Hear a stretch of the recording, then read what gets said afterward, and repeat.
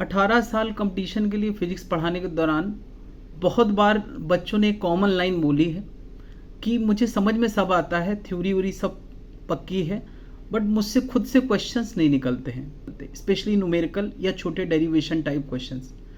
तो मैं कहता हूँ बेटा 50 में से 43 क्वेश्चन तो यही आना है। अगर मैं नीट की बात कर लूँ 6-7 थ्योरेटिकल क्वेश्चंस आते हैं और उनमें भी ज़्यादातर थ्योरेटिकल क्वेश्चंस के आंसर्स किसी फॉर्मूले से समझे जा सकते हैं, उनसे एक्सप्लेन किए जा सकते हैं।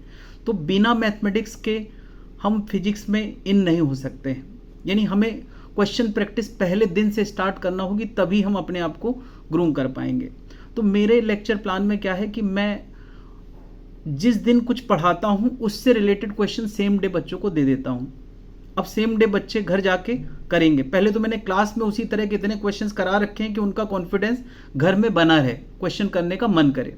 अब क्लास में पढ़ने के बाद घर में जाके बच्चों ने किया।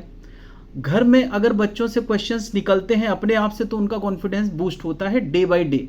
अगर ये प्रोसेस हम 15 दिन महीना भर करते हैं तो उनके अंदर इतना कॉन्फिडेंस आ जाता है कि वो क्वेश्चंस अपने मन से करने लगते हैं। किसी टॉपिक के पहले 50% करेंगे, फिर 60%, करते करते एक समय आएगा कि मेरे असाइनमेंट के 90% क्वेश्चन बच्चे धीरे धीरे करने लगते हैं, महीने 2 महीने बाद, है ना। अच्छे बच्चे तुरंत भी कर सकते हैं, है ना।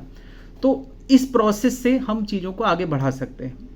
अच्छा, बाकी जैसे ब्रांडेड कोचिंग में क्या होता है कि उनका जो स्टडी मटेरियल होता है वो नेशनल लेवल पे प्लान होता है, यानी कोई अलग लोग उसका स्टडी मटेरियल प्लान कर रहे हैं और पढ़ाने वाले लोग बहुत सारे हैं अलग अलग, जिनकी पढ़ाने की स्ट्रेटजी, उनका सीक्वेंस जरूरी नहीं है कि उनके कॉमन स्टडी मटेरियल से मैच करे।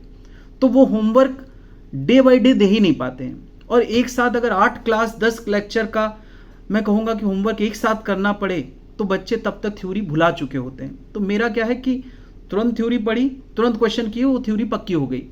बिना क्वेश्चन किए थ्योरी कभी पक्की नहीं होती है। थ्योरी पढ़ने से फिजिक्स में कोई फायदा नहीं है, है ना।